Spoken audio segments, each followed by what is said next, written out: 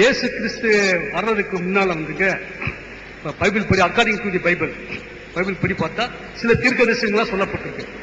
இசையாஸ் தீர்க்கர் மூலமா ஒரு கன்னி கர்ப்பவதியாகி ஒரு குமாரனை பெறுவார். அவருக்கு வந்து இம்மானுவேல் என்று பெயரிடுவார்கள். அவர் நாமம் சமாதான பிறப்பு என்றெல்லாம் சொல்லப்பட்டிருக்கு. அதே போல இயேசு கிறிஸ்துடைய வருகையை முன்குறித்து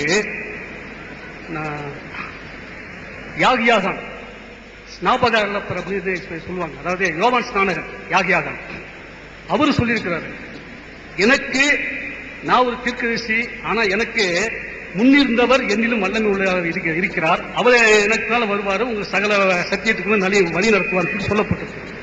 ஆக இயேசு கிறிஸ்துவை பற்றி முன்கூட்டியே தீர்க்கதரிசனம் மூலமா அவர் பரப்பாரு, இந்த மாதிரி அவருடைய சத்தியத்தின்படி சாட்சியா இருப்பாரு அப்படி சொல்லப்பட்டிருக்கு. இதே நம்ம குர்ஆன்ல பார்த்தா மரியம் அப்படிங்கிற அந்த சாப்டர்ல, அதாவது சுரான்னு நினைக்கிறேன், சுறால வந்து மரியம்ல வந்து அவர் இயேசு பிறப்பே ஒரு அற்புதமா இருக்கு. இட் வாஸ் மிராக்கிள் ஆச்சுங்களா. அப்போ அவருடைய வரியை குறித்து ஏற்கனவே ப்ராஃபட் சொல்லப்பட்டிருக்கு.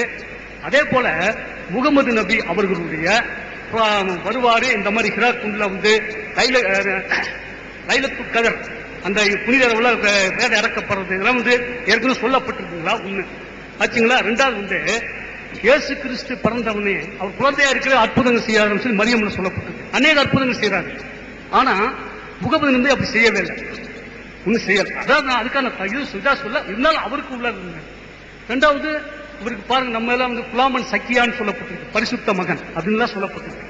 அப்ப இயேசுடைய பிறப்புக்கு வந்து முகமது தீர்க்கருடைய அவருடைய இதை காட்டிலும் அதிகமான பிரஸ்தாபங்கள் குர்ஆன்ல சொல்லப்பட்டிருக்கு ஆச்சுங்களா. ஒண்ணு அது ஒரு கேள்வி.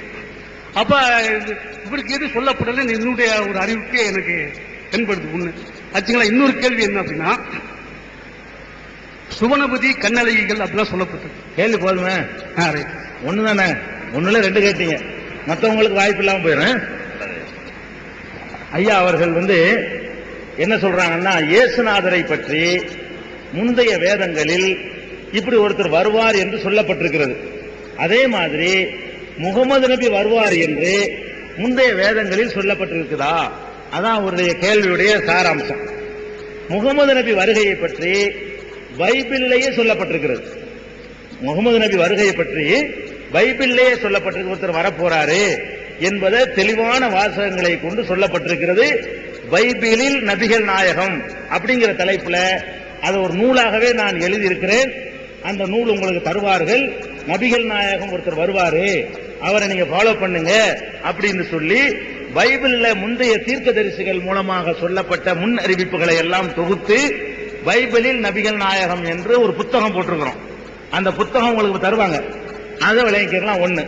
இரண்டாவது வந்து இந்து மதத்தினுடைய வேதங்கள்லையும் கூட நபிகள் நாயகத்தினுடைய முன்னறிவிப்பு இருக்கிறதை அடியார் நீங்கள்லாம் கேள்விப்பட்டிருக்கீங்க. முரசொலி பத்திரிகையில எழுத்தாளர்களா இருந்து முரசொலி அடியார் என்று அவர் நீண்ட காலமா பெயர் பெற்றவர். அவர் பிறகு கடைசி காலத்தில் இஸ்லாத்தை தழுவி அப்துல்லா அடியார் என்று மாறினாரு. அவர் எழுதியிருக்கிறாரு, இந்து வேதங்கள்ல என்னென்ன டெக்ஸ்டையே போட்டு இந்து வேதங்கள்ல எல்லாம் நான் ஆய்வு செஞ்சேன், அதுல எல்லாம் இந்த முகமது நபி ஒருத்தர் இறுதியா வருவார் என்பதை பற்றிய குறிப்பு இருக்கிறது அப்படின்னு அடியாரும் ஒரு புத்தகம் எழுதியிருக்கிறாரு. அந்த புத்தகமும் உங்களுக்கு தருவாங்க. இருந்தால் அது இருக்காங்க, அடியார் எழுதுனது இருக்கா? அது இருந்தா அது ஒண்ணு கொடுத்துருங்க அவருக்கு. நம்ம எழுதுனதை நம்ம கொடுத்துடலாம் உடனே இல்லையா? சரி, இது பைபிள்லயே ஒவ்வொரு இடத்துலையும் நபிகள் நாயகத்தை பற்றி முன்னறிவிப்பு இருக்குதுங்கிறது காரணத்தோடு விளக்கி இருக்கணும். அதுல நீங்க தெரிஞ்சுக்கலாம் பதில. சரியா?